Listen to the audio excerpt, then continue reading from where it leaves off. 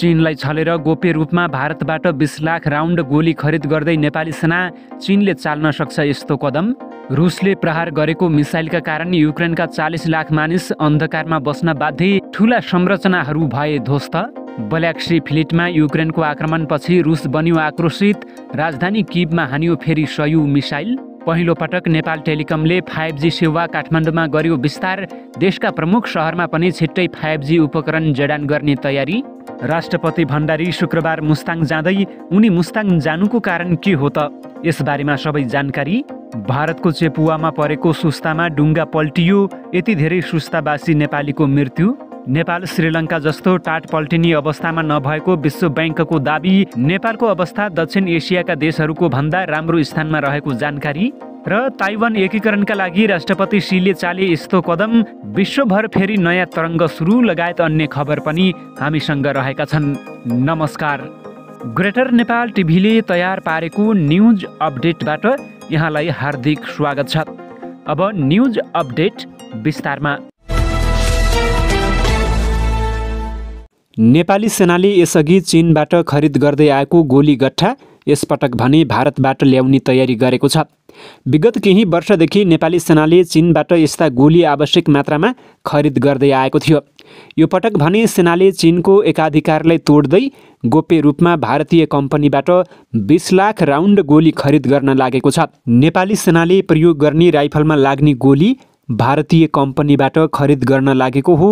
सरकारी पहलमा सो गोली भारतीय कम्पनीबाट खरिद गर्न लागेको नेपाली सेनाका एक उच्च अधिकारीले जानकारी दिएका छन्। सैनिक उच्च स्रोतका अनुसार सेनाले प्रयोग गर्ने असल्ट राइफलको गोली भारतीय कम्पनीले उपलब्ध गराउन लागेको हो। नेपाल सरकार र भारत सरकार बीच भएको G2G सम्झौता अनुसार सो गोली उपलब्ध हुन लागेको भए पनि नेपाली सेना र रक्षा मन्त्रालयले कुनै पनि धारणा सार्वजनिक गरेका छैनन्। गोली खरिदको विषयमा आधिकारिक धारणा आउँदैन, यसैगरी खरिद गर्ने हो पहिला चीन सरकारले उपलब्ध गराउँदा पनि बाहिर हल्ला भएको थिएन, स्रोतले भन्यो। भारतले 20 लाख राउन्ड गोली दिएसँगै 8 वर्षदेखि चीनले उपलब्ध गराउँदै आएको गोलीमा कटौती भएको छ। यसअघि सोही MM को गोली चीनले उपलब्ध गराउँदै आएको थियो, तर यसपटक भारतले 20 लाख राउन्ड गोली पठाउँदैछ। 8 वर्षदेखिको चिनिया एकाधिकार तोडिएको छ। लामो समय चीन सरकारसँग गोली खरिद गरेको विषयलाई सेनाले पनि गोप्य नै राखेको थियो। एक उच्च सैनिक अधिकृतले भने नेपाली सेनाले प्रयोग गर्दै आएका अधिकांश हतियारहरू भारतसँग खरिद गर्ने गरेको भए पनि द्वन्द्वकालमा भारतसँग खरिद गरेको हतियार इन्सास राइफलले धोका दिएको थियो, जसका कारण द्वन्द्वकालमा नेपाली सेना र माओवादी बीच भिडन्त हुँदा सेनाले नसोचेको क्षति बिहोर्नु परेको थियो। समयमै काम नगरेपछि ठूलो क्षति बिहोर्नु परेदेखि नेपाली सेनाले भारतसँग हतियार खरिद रोकेको थियो। स्रोतले भन्यो, अनुदानमा आएको बाहेक हतियार खरिद कार्य रोकिएको थियो। अहिले 20 लाख थान गोली खरिद गर्न लागेको हो। नेपाली सेनाले चीनसँग खरिद गरेका गोली प्रयोग गर्दै आएकोमा यसपटक भारत सरकारसँग G2G सम्झौता गरेर ती गोली ल्याउन लागेको हो। भारतको आन्ध्र प्रदेशमा एक हतियार कारखाना रहेको र सोही कारखानामा उत्पादित गोली नेपाल आउने सेनाका अधिकारीहरूको दाबी रहेको छ। रुसले देशको विद्युतीय पूर्वाधारमा गरेको हवाई आक्रमणका कारण युक्रेनभरका करिब 40 लाख मानिस प्रभावित भएको युक्रेनका राष्ट्रपति भलोदिमिर जेलेन्स्कीले बताएका छन्। अहिले हाम्रो देशका धेरै शहर र अन्य क्षेत्रहरूमा लोड सेडिङको तालिका प्रयोग भइरहेको छ। नियमित सम्बोधनमा राष्ट्रपति जेलेन्स्कीले भनेका छन्, लोड सेडिङ कटौती गर्ने सम्भावित सबै उपाय अवलम्बन गरिएको उनको भनाइरहेको छ। केही दिन अघि रुसी सेनाले युक्रेनका मुख्य ऊर्जा केन्द्रहरूमा हमला गरेको थियो। पछिल्ला समय रुसी सेनाले युक्रेनमा सुविधा केन्द्र र पूर्वाधारहरूलाई निशाना बनाएका छन्। अर्कोतर्फ युक्रेनी सेनाले रुसले कब्जा गरेका क्षेत्रलाई फिर्ता गर्ने प्रयास गरिरहेका छन्। यसैबीच अमेरिकाले युक्रेनलाई 275 मिलियन बराबरको सैन्य सहायता प्रदान गर्ने घोषणा गरेको छ। रसियाले युक्रेनको राजधानी किभ लगायतका कतिपय स्थानमा क्षेप्यास्त्र प्रहार गरेको छ। आफ्नो ब्ल्याक सी फ्लिटमा युक्रेनले ड्रोन आक्रमण गरेको आरोप लगाएको केही दिनमै रसियाले युक्रेनको राजधानी किभ लगायतका युक्रेनका केही शहरहरूमा मिसाइल प्रहार गरेको बीबीसीको समाचारमा उल्लेख रहेको छ। क्षेप्यास्त्र प्रहारका कारण युक्रेनमा बिजुली, पानी लगायत अत्यावश्यक कुराहरू बन्द भएको छ। राजधानी कियभमा मात्र कम्तीमा 2वटा क्षेप्यास्त्र प्रहार भएको प्रत्यक्षदर्शीलाई उद्धृत गर्दै बीबीसीले जनाएको छ। युक्रेनको उत्तरपूर्वी सहर खार्किभमा समेत क्षेप्यास्त्रका कारण महत्त्वपूर्ण पूर्वाधारहरू ध्वस्त भएको छ। सरकारी स्वामित्वको दूरसञ्चार कम्पनी नेपाल टेलिकमले राजधानीको सुनधारा र बबरमहल क्षेत्रमा द्रुत गतिको मोबाइल इन्टरनेट सेवा 5G सुरु गरेको छ। कम्पनीले यी क्षेत्रमा 5G सेवाका लागि आवश्यक पूर्वाधार तयार पारी सिस्टम परीक्षणको लागि थालनी गरेको छ। टेलिकमले देशका 4 प्रदेशका मुख्य 1 सहरमा 5G परीक्षण गर्ने योजना बनाएको छ। सोही योजना अनुरूप कम्पनीले बागमती प्रदेश अन्तर्गत काठमाडौँका सुनधारा र बबरमहल क्षेत्रमा 5G सेवाको आन्तरिक परीक्षणका लागि आवश्यक पूर्वाधार तयार पारेको हो। राष्ट्रपति विद्यादेवी भण्डारी शुक्रबार मुस्ताङ जाने कार्यतालिका सार्वजनिक भएको छ। हिन्दू तथा बौद्ध मार्गीको साझा तीर्थस्थल मुस्ताङको मुक्तिनाथमा धार्मिक पूर्वाधारको उद्घाटन र शिलान्यास गर्न राष्ट्रपति भण्डारी मुस्ताङ जाने बताइएको छ। गैर आवासीय नेपाली सङ्घ एनआरएनका पूर्व उपाध्यक्ष सोनामको लगानीमा करिब 3 वर्षअघि निर्माण सम्पन्न भएको 35 फिट अग्लो गौतम बुद्धको मूर्तिको अनावरण, सोही स्थानमा निर्माण हुने भगवान विष्णुको मूर्तिको शिलान्यास तथा मुक्तिनाथ रानी पौवामा निर्मित लो मुस्ताङ हिमालयन रिसोर्टको उद्घाटनका लागि राष्ट्रपति भण्डारी मुस्ताङ जान लागेकी हुन्।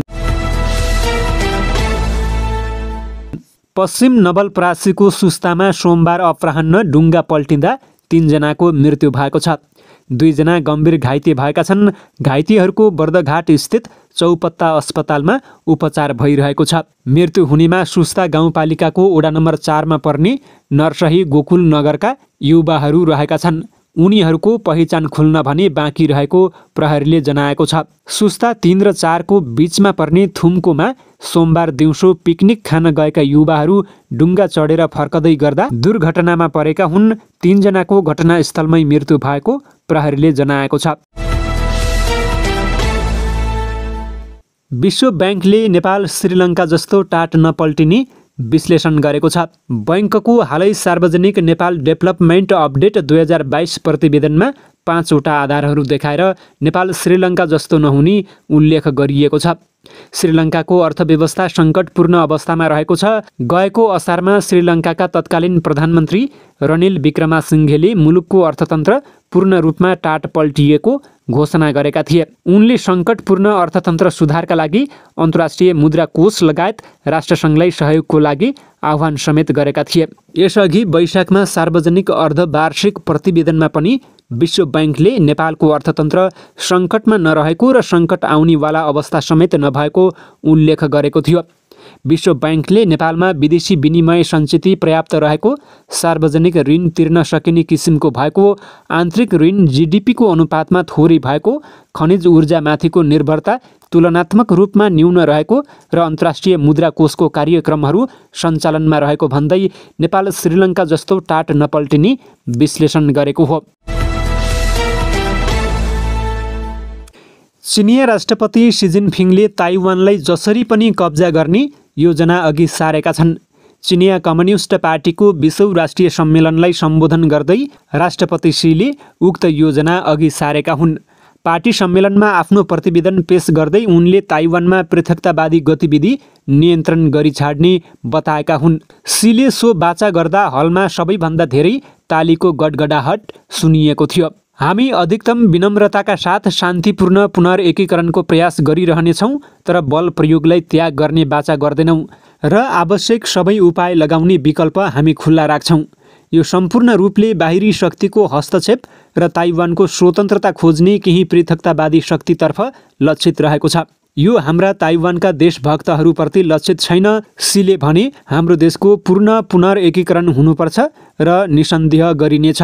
ताइवान मामिला समाधानका लागि पार्टी आफ्नो रणनीतिमा अडिग रहनुपर्ने उनको भनाइरहेको थियो। तर पार्टीले सधैँ ताइवानका देशभक्तहरूलाई सम्मान गर्ने, ख्याल गर्ने र तिनको फाइदाको लागि काम गर्ने उनले बताएका छन्।